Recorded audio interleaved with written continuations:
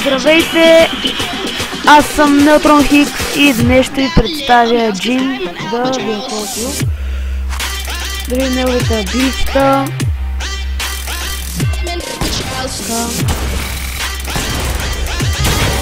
Както виждате, той стреля 3 бейсика и четвъртият бейсик удар е много по-силен и бие повече демидж. Q2 изглежда като една джинжичка и има този рейндж. Също така той удари героят, ако има такъв. Видим W-то.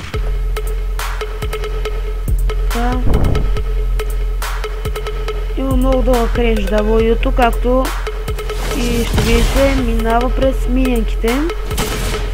А пък тук какво да видим, ако направите бейсик удар и след това W, стъмвате.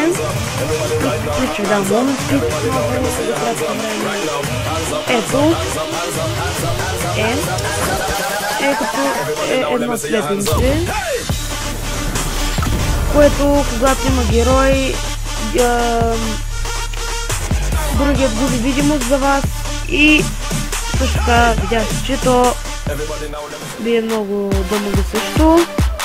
Да видим ултът.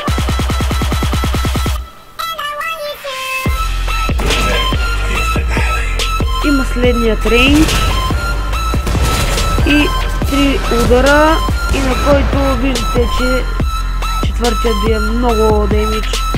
И просто, ако някой се отървава на малко къпа, може да го ударите, може да не се стигне до четвърти удар. И така. Ето тук, може да видите сплаш арт, как изглежда. Друго интересно, лейнинг, къде се играе, той е марксмен, както предполагате сигурно, AD Carry, ботлейн. Добро AD Carry се очаква да бъде и дано да е успешно. Ето тук може да видите неговият цитат, ето това. Много интересно какво да кажем за Джин. Неговият скин ще бъде High Noon Джин, както може да видите тук. Ето така.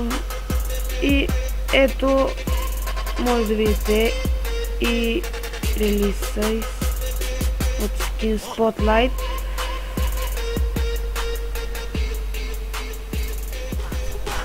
Ето така ще изглежда.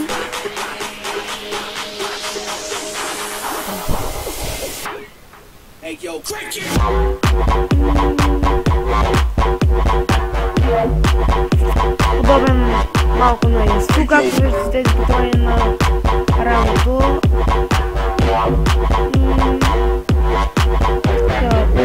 Само да видим. Оставите неща са много интересни. Ето така. Един път, втори път. Трети път виж как е приклекнал и твърдият много интересен. Така. Скинът ще струва 1350 RP. Аз също така мога да ви кажа, че Джин вече е готов в PBI, който има акаунт. И това беше представянето на Джин. Аз бях Neutron Hicks и се надявам да ме сабскрайбнете, да се абонирате за мен. Ще има долу линк в описанието към моят YouTube канал. И така, това беше за Джин. До следващото видео.